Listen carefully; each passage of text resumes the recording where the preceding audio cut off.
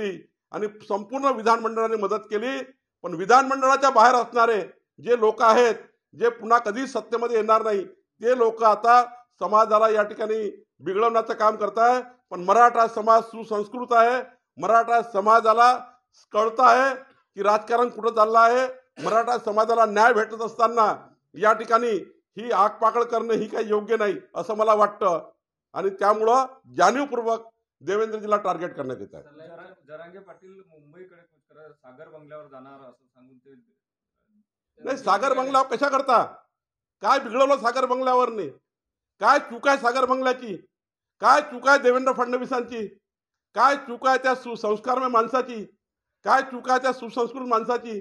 अरे चूक तर आहे ज्यांनी 40 वर्ष मराठा समाजाचे मतं घेतले, त्यांनी मराठा आरक्षण दिलं नाही. चूक तर आहे त्या उद्धव ठाकरेंची, ज्यांनी मराठा आरक्षण सुप्रीम कोर्टात टिकवलं नाही, त्यांची चूक आहे. त्यांच्या घरावर तुम्ही जा ना.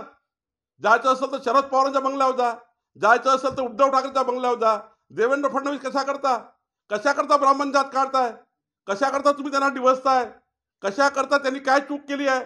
देवेंद्र फडणवीसांनी मराठा समाजाकरता अहोरात्र काम केलं आहे, हे मराठा समाजाला माहीत आहे. आणि म्हणून अशा प्रकारचे वक्तव्य जे त्या ठिकाणी टीव्ही सुद्धा दाखवू शकत नाही, मीडिया सुद्धा दाखवू शकत नाही, असे वक्तव्य करून या संस्कार महाराष्ट्राला गालबोट लावण्याचं काम सुरू केलं आहे. सलाईनच्या माध्यमातून विष देण्याचा प्रयत्न झाला असा आरोप केला, म्हणून मी सलाईन घेण्याचं बंद केलं जरांगे म्हणाले आणि एन्काउंटर करण्यात देखील प्रयत्न झाला. चुकीचं आहे. देवेंद्रजीच्या स्वभावात ह्या बाबी नाही आहेत. मी त्यांच्या 32 वर्षापासून त्यांना ओळखतो आहे. देवेंद्रजी उलट जीव कसा वाचेल, मनोज जरांगेंना पूर्ण ताकदीने सिक्युरिटी देण्यापासून त्यांना प्रत्येक बाबीचं संरक्षण देण्याचं काम देवेंद्र फडणवीसांनी केलं, गृहमंत्री म्हणून केलं. आणि त्यांच्यावर या पद्धतीने आरोप करणे, निष्कलंक माणसावर आरोप करणे, हे काही आम्हाला मान्य नाही आहे. खरं तर हा प्रचंड वाईट दिवस महाराष्ट्राच्या राजकारणामध्ये आहे आणि हे या महाराष्ट्राला दुखवणारे वक्तव्य जरांगेंनी केले आहेत. पुरोगामी महाराष्ट्र म्हणून महाराष्ट्राची ओळख राहिलेली आहे. अशा वेळेस जातीपातीच्या याच्यातून आरक्षणाला धरून जातीपातीला आरोप करणे हे कितपत योग्य वाटतं? कुठंतरी जाणीवपूर्वक असे आरोप होतात. देवेंद्रजींची जात काढणे त्यांनी काही ते लहान होणार नाही.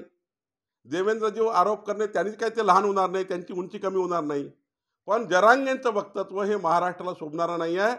मराठा समाज सुद्धा या बाजूने कधी जाऊ शकत नाही. मराठा समाज सुद्धा या ठिकाणी देवेंद्रजीबद्दल असे अश्लील शब्द खपून घेणार नाही. मराठा समाजात सकाळपासून मी माझे फोन येत आहे. मराठा समाज अशा भाषेला, अशा वक्तव्याला कधी मदत करू शकणार नाही. मराठा समाज सुसंस्कृत आहे आणि त्यामुळे देवेंद्रजीबद्दल जे काही बोलले ते या महाराष्ट्राला मान्य नाही आहे.